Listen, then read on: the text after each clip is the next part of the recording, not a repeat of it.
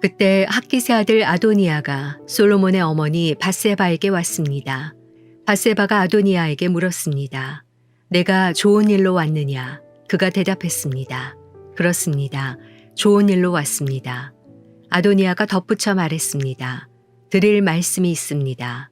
밧세바가 대답했습니다. 말해보아라. 그가 말했습니다. 아시다시피 이 나라는 제 것이었습니다. 온 이스라엘은 제가 다스릴 것으로 기대하고 있었는데 상황이 바뀌어 이 나라가 동생의 것이 됐습니다. 여호와께서 그렇게 하신 것입니다. 이제 제가 한 가지 부탁을 드릴 것이 있는데 부디 거절하지 말아주시기 바랍니다. 밧세바가 말했습니다. 말해보아라. 그러자 아도니아가 말을 이었습니다. 당신의 부탁은 거절하지 않으실 테니 솔로몬 왕께 부탁해 수넴 여자 아비삭을 제 아내로 주십시오.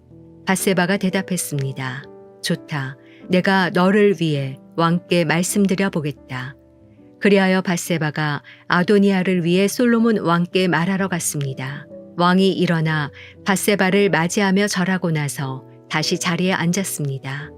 그는 어머니를 위한 자리를 마련해 자기 오른쪽에 앉게 했습니다. 밧세바가 말했습니다. 내게 한 가지 작은 부탁이 있는데 부디 거절하지 마시오. 왕이 대답했습니다. 내 어머니여 말씀하십시오. 제가 거절하지 않겠습니다. 그러자 밧세바가 말했습니다. 수넴 여자 아비삭을 왕의 형 아도니아에게 주어 아내를 삼게 하시오. 솔로몬 왕이 자기 어머니에게 대답했습니다. 왜 수넴 여자 아비삭을 아도니아에게 주라고 하십니까? 그가 제 형이니 그를 위해 이 나라도 주라고 하시지요. 그와 제사장 아비아달과 수르야의 아들 요압을 위해서도 구하시지요. 그러고 나서 솔로몬 왕이 여호와를 두고 맹세했습니다.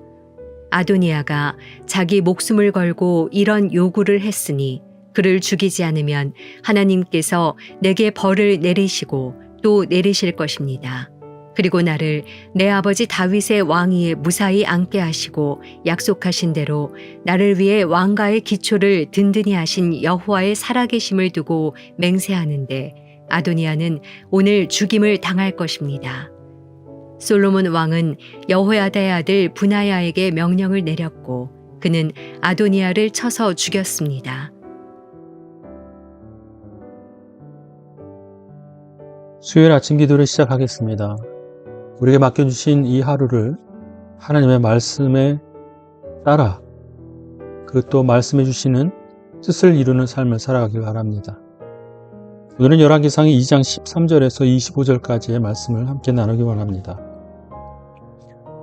오늘은 아도니아의 요구와 또 그 요구를 받아들이는 밧세바의 반응, 그리고 이 모든 관계 속에서 보여주는 솔로몬의 결단, 이 세 명의 인물을 통해서 오고 가는 내용들, 또 관계들을 보고 있노라면 우리가 과연 믿음으로 산다는 것이 무엇인지를 오늘 솔로몬을 통해서 발견할 수 있습니다.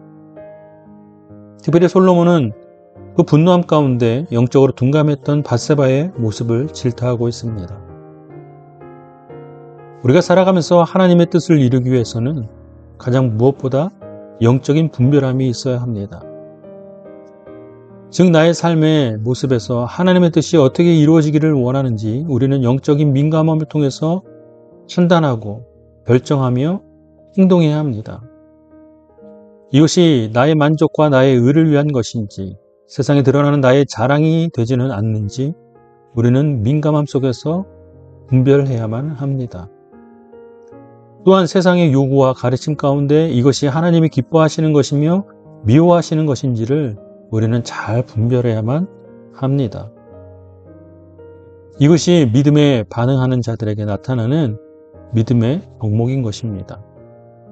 아무리 사소한 일이라 할지라도 우리가 믿음으로 온전히 서 있다고 한다면 그 온전한 분별함 속에서 하나님이 기뻐하시는 선택과 삶을 살아가게 될 것입니다.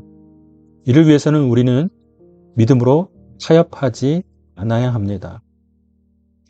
이렇게 될까 저렇게 될까 두려운 마음 가운데 우리는 곧잘 타협을 하게 됩니다. 타협은 곧 하나님의 음성보다는 내 뜻을 의지할 때가 많습니다. 내 안에서 외치는 감정의 호소, 내 안에서 얘기하는 지식의 분별이 나를 넘어지게 할 때가 있습니다.